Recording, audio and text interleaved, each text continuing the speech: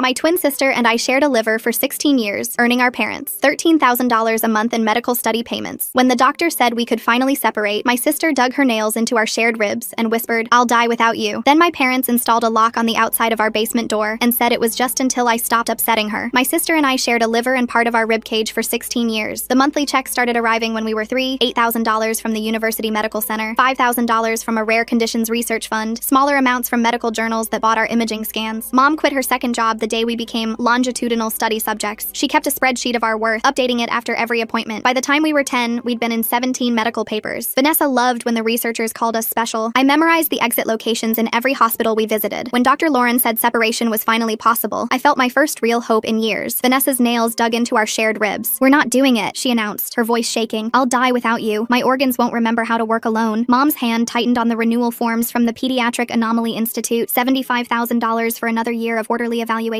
"The girls aren't ready for such a traumatic change," she told Dr. Lauren smoothly, but I hadn't said anything. That night, Vanessa pressed her forehead against mine. 60% of separated twins experience organ failure, she whispered. Mom showed me the studies. I'd seen those same studies. They were from the 1980s, about twins who shared hearts. We only shared a liver, some ribs, minor vessels. Nothing that couldn't be divided. Nothing that would cull us. Vanessa knew this too. I'd seen her Google searches. The basement door locked from the outside now. "Just until you stop upsetting your sister," Dad said, installing the deadbolt. Vanessa had started hyperventilating whenever I mentioned surgery, clutching at her chest, claiming she couldn't breathe. The research team was paying triple for stress response data in conjoined pairs. Every panic attack was another data point worth hundreds. I started keeping track of everything. 3 ongoing studies, 6 medical conferences a year where we were presented, a monthly feature in the Congenital Conditions Quarterly. Last year alone, we'd been flown to 14 universities for grand rounds. At each one, Vanessa glowed while telling our story. "We're not two people," she'd say, gripping my hand until my fingers went numb. "We're one person who happens to have 2 minds." The medical students would scribble notes. The checks would clear. I'd smile until my face hurt. "What will happen to me?" Vanessa whispered in the dark, her breath hot against my ear. "When we're apart, who will remind me to breathe? Who will make sure my heart keeps beating?" She'd trained herself to match my breathing perfectly, to sync our heartbeats when she pressed close. Sometimes I'd hold my breath just to see if she'd notice. She always did. "See?" she'd gasp. "I need you." But once, when she thought I was sleeping, I heard her breathing normally, independently, for hours. 3 months until we turned 18. Mom had already committed us to a 5-year study on psychological adaptation in adult conjoined twins. The contract specified we'd only be paid if we remained connected. Dad showed it to me like a threat. Vanessa had started sleeping with her arm wrapped around our connection point, whimpering if I shifted in the night. "Practice being alone," I told her once. She didn't speak for 3 days, just hummed the same 4 notes over and over until I begged her to stop. The separation surgery had a 98% success rate for cases like ours. I'd memorized the statistics, hidden the printouts under our mattress. Vanessa found them and ate the pages, one by one, while maintaining eye contact. "Now the lies are gone," she said, paper between her teeth. The ink stained her lips blue for days. That night she told our parents I was trying to cull her. Mom installed a baby monitor in the basement. "For your safety," she explained, but it only turned on when Vanessa cried. And Vanessa had learned to cry on command. Huge, gasping sobs that shook both our bodies. "She wants to cut me away," she'd wail. "She wants to leave me empty. 2 months and 23 days until freedom. Unless Vanessa figured out what I was planning. Unless she found the phone I'd hidden. The messages to Dr. Lauren. The emancipation paperwork I filled out 1 letter at a time while she slept. She'd started taking sleeping pills, crushing them into our shared dinner so we'd both go under. But I'd learned to make myself throw up silently, quickly, before the substances hit my system. "Together forever," Vanessa murmured in her drugged sleep, her fingers twisted in my hair. Just like Mom promised. The basement walls were covered in her drawings now. 2 girls with 1 shadow, hearts connected by red crayon veins. In every picture, 1 girl was smiling. The other had no face at all. I'd already chosen which one I'd be. The phone vibrated against my hip, hidden beneath layers of clothing where Vanessa couldn't feel it. Dr. Lauren had texted back. My heart hammered as I waited for Vanessa's breathing to deepen from the sleeping pills before checking the message. "Legal team reviewing your case. Keep documenting everything." I deleted the message immediately, then cleared the trash folder. Vanessa had gotten too good at checking my digital footprints when she pretended to sleep. The emancipation paperwork was almost complete, hidden inside the lining of an old stuffed animal that Vanessa had declared creepy years ago. 1 more signature line to forge, Moms, and I'd be ready. Vanessa stirred beside me, mumbling something about blood tests. Even unconscious, she was performing. I'd started timing her sleep-talking episodes. They always happened exactly 20 minutes after Mom's footsteps passed overhead, just long enough for our mother to settle in and hear her distressed daughter through the baby monitor. The next morning, Vanessa woke up clutching her side of our connection, gasping dramatically. Mom rushed downstairs within seconds, still in her robe, cradling her coffee mug like it held liquid gold. The University of Michigan had just increased their offer by 20% for exclusive imaging rights to our separation point. "She was pulling away from me all night," Vanessa whimpered, letting tears pool perfectly in her eyes without spilling. She'd been practicing that trick in the bathroom mirror when she thought I wasn't paying attention. I could feel my organs shutting down. Mom smoothed Vanessa's hair, her wedding ring catching the basement's fluorescent light. The ring she'd upgraded last year after the National Institute of Health started their twin study. "Maybe we should increase your anxiety medication, sweetheart. Dr. Morrison said he could prescribe something stronger." I kept my breathing steady, matching Vanessa's rhythm to avoid suspicion. Dr. Morrison was the psychiatrist who diagnosed diagnosed me with separation obsession disorder after a 5-minute video consultation that Mom had secretly recorded. His signature was on half the forms keeping us in this basement. The pulling is getting worse, Vanessa continued, pressing her palm against our ribs. Sometimes I can't tell which heartbeat is mine anymore. That was almost funny. I'd felt Vanessa practicing irregular breathing patterns last week, trying to throw off our synchronized rhythms. She'd given up after I started humming show tunes to maintain my own pace. Mom left after extracting promises that I'd be gentler with my movements. The moment her footsteps faded, Vanessa's tears dried instantly. She pulled out her phone, the newest model, a gift from the research team at Johns Hopkins for being their star subject. The documentary crew wants to interview us next month, she said, scrolling through emails. They're offering $50,000 for exclusive rights to our story. I watched her type a response, accepting immediately, signing both our names with practiced ease. She'd been forging my signature since we were 12, starting with permission slips for field trips I never wanted to attend. You know what's funny? Vanessa said, not looking up from her phone. Doctor, Lauren called Mom yesterday, said she was concerned about some unusual communication from our case. Mom told her we'd switched hospitals. My stomach dropped, but I kept folding laundry, separating our clothes into piles that would never actually be separated. The hidden phone felt like it was burning against my skin. I wonder who would try to contact our doctor behind our parents' backs, Vanessa continued, her voice light and casual. That would be really stupid, wouldn't it? Especially when Mom has all the legal rights until we're 18. She was fishing, but she didn't have proof. Not yet. I focused on matching socks, noting that Vanessa had started buying identical pairs to mine, making it impossible to tell whose were whose. Another small way to erase the boundaries between us. That afternoon, the research team from Columbia arrived for our monthly evaluation. Vanessa transformed the moment they entered, becoming fragile and dependent, leaning into me like I was the only thing keeping her upright. I'd learned to play my part too, the selfish sister who didn't understand the sacred bond we shared. The synchronicity is remarkable, Dr. Jackson murmured, watching our vital signs on her tablet. Their heart rates align within 2 beats per minute. Vanessa squeezed my hand in our practiced pattern, 2 short, 1 long, our signal to breathe together. I obeyed, knowing the cameras were recording, knowing this footage would be analyzed frame by frame in some medical journal. We've been practicing meditation together, Vanessa told them, her voice soft and dreamy, to prepare for a lifetime of connection. Dr. Jackson made notes while her assistant set up the cognitive tests. Always the same questions, designed to show how our minds had melded over the years. Vanessa had memorized my answers from previous sessions, matching them perfectly to demonstrate our psychic bond. What's your earliest memory? There's something deeply unsettling about how calculated this whole medical circus is. The exact dollar amounts from each institution. Mom's spreadsheet tracking their value like they're stocks instead of daughters. Dr. Jackson asked me. The butterfly room at the museum, I answered truthfully. Yellow monarchs landing on our shoulders. Mine too, Vanessa said immediately, though I knew her real first memory was breaking my favorite doll and blaming it on the cat. We remember everything together. The team exchanged meaningful looks, probably calculating how much this synchronicity was worth in their next grant proposal. I smiled and played along, thinking about the lawyer Dr. Lauren had recommended, the one who specialized in medical autonomy cases. That night, Vanessa started her new routine. She'd wait until I was almost asleep, then jerk suddenly, gasping like she couldn't breathe. The first time, I'd actually been concerned. By the 5th time, I recognized the performance. Mom had installed motion sensors that alerted her phone whenever we moved too much at night. I'm dying, Vanessa whispered, loud enough for the baby monitor. Every time you pull away, I die a little bit. I wanted to tell her that I'd seen her medical files, the ones she thought she'd hidden. Her organs were perfectly healthy, stronger than mine in some cases. The only thing culling her was the thought of losing her meal ticket. 2 months and 20 days left. The next morning brought a new horror. Mom announced we'd be moving to a more secure facility for our safety, a private medical residence where we could be monitored 24 hours a day. The brochures showed a pristine white building with no windows on the ground floor. It's for the best, Dad said, avoiding my eyes. The Pediatric Anomaly Institute is funding everything. You'll have your own medical staff. Vanessa clapped her hands like a child at Christmas. Will we have a bigger room? Can we decorate it ourselves? I calculated quickly. The move was scheduled for 3 weeks. If I was going to escape, it had to be before then. Once we were in that facility, surrounded by medical staff who were being paid to keep us together, I'd never get out. That night, while Vanessa performed her breathing difficulties for the monitor, I felt around the edge of our mattress for the phone. My fingers found only empty space. The hiding spot had been discovered. Looking for something? Vanessa whispered, her breath hot against my ear. I had the most interesting conversation with Dr. Lauren today. She seemed very concerned about you. Said you'd been showing signs of distress. My blood ran cold. Vanessa continued, her voice still sweet and soft. Don't worry. I told her everything was fine, that you were just confused, that sometimes you forget we're one person. She pulled out my phone from under her pillow, waving it just out of reach. Mom was very interested to see your search history. All those articles about successful separations. All those emails to lawyers. I lunged for the phone, but Vanessa had already thrown it across the room, where it shattered against the concrete wall. The sound brought Mom running, and Vanessa immediately started hyperventilating, clutching at her chest. She tried to hurt me, Vanessa gasped between theatrical sobs. She said she didn't care if I died. I opened my mouth to protest, but Mom was already preparing a sedative, the kind they used for our high-stress evaluations, the kind that made me too foggy to resist whatever came next. As the needle went in, I saw Vanessa smile. Not her public smile, the one she wore for cameras and doctors. Her real smile, the one that reminded me we shared blood but had never shared a heart. 2 months and 19 days, if I lasted that long. The sedative made everything feel underwater, but I fought to stay conscious. Mom was on the phone, her voice drifting in and out of focus. Yes, Doctor. Morrison. Increased aggression. We may need to move up the timeline. Vanessa curled against me, playing the traumatized sister for our mother's benefit. Her fingers traced patterns on our shared ribs, spelling spelling out words only I could feel. Stayforever.